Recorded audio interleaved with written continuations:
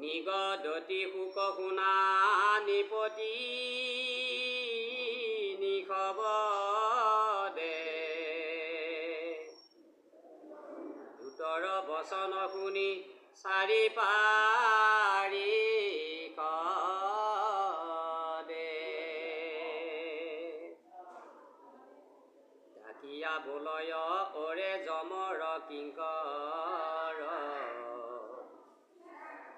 জানো নজান হয় এক মহিমা নাম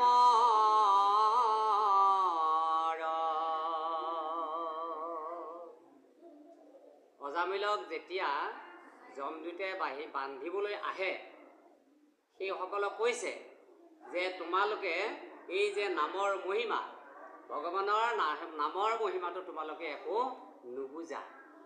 এতিয়া সেই চলেৰে যমৰ দুটক কোৱাৰ চলেৰে আমাৰবিলাককো কৈছে বাৰু যে এই নামৰ মহিমাটো আমিও আচলতে বুজা নাই। সভাপতি বা হয়নে বাৰু? আমিও বহুতে বুজা নাই আৰু সেইকাৰণে নামক আমি শ্ৰদ্ধা নকৰোঁ বা কাণ নাপাতোঁ বা আমাৰ ল'ৰা ছোৱালীবিলাকক এই বিষয়বস্তুটো দিবৰ কাৰণে আমি তেওঁলোকে যদি এটা মোবাইল বিচাৰে, এখন যদি গাড়ী বিচাৰে, আমি দিয়াৰ কাৰণে কুণ্ঠাবোধ নকৰোঁ আৰু জানিব সেই মোবাইলটোৰ দ্বাৰাই ভালো হ'ব বেয়াও হ'ব আৰু সেই গাড়ীখনৰ দ্বাৰাই এদিন সেই ল'ৰা ছোৱালীৰ মৃত্যু সাৱটি ল'ব। গতিকে আমি এতিয়াৰ পৰাই সাৱধান হ'ব লাগিব যে সিহঁতক ভাল পৰিৱেশ, ভাল এটা মানে শিক্ষা এইটো আমি দিব লাগিব। সেইকাৰণে সিহঁতক এনেকুৱা অনুষ্ঠানত মাতি আনি লগত বহুৱাই এই অভ্যাসটো কৰাব লাগে।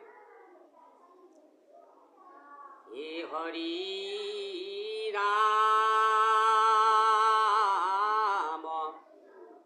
যতে কহিলি মানে সবে মায়া ময় কোন পৰমাৰ্থ ধৰ্ম নজান নিশ্চয়। পৰমাৰ্থিক দিশ ধৰ্ম কি এইবিলাক তোমালোকে নাজানা বুলি কৈছে।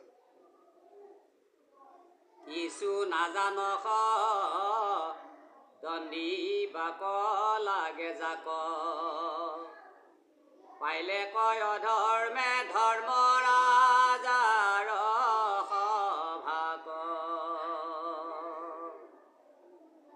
নিষ্পাপিক কৰে দণ্ড অ কিনো মহাকষ্ট জানিলো হৈবে অজগত